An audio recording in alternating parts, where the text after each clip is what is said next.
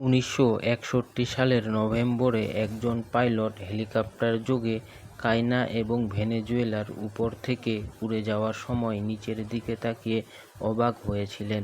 সেদিন তিনি আবিষ্কার করেছিলেন এই অঞ্চলটির জায়গাটি ২৫ মিটার উঁচু ঘন গাছপালা বেষ্টিত বন দ্বারা আবৃত ছিল। সাধারণত গুহার কথা শুনলে আমাদের মনের মাঝে এক ভৌতিক দৃশ্যপট ফুটে ওঠে।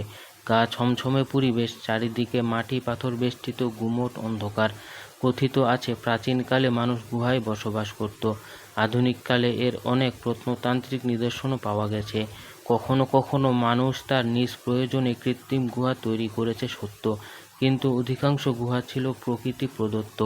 অনেক সময় প্রাকৃতিক বিপর্যয় নতুন নতুন গুহা সৃষ্টি করেছে। বাংলাদেশের পার্বত্য অঞ্চলেও বিভিন্ন প্রাকৃতিক গুহার সন্ধান পাওয়া যায়।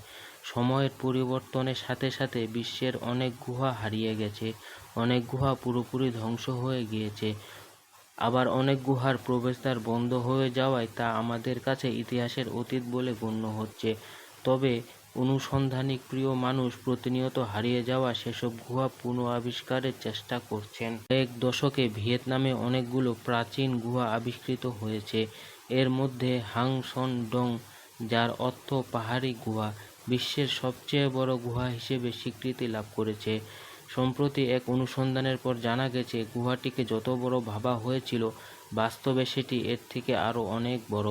এর ফলে সংডং গুহাটির মোট আয়তন দাঁড়িয়েছে ৩৮.৫ মিলিয়ন ঘনমিটারে।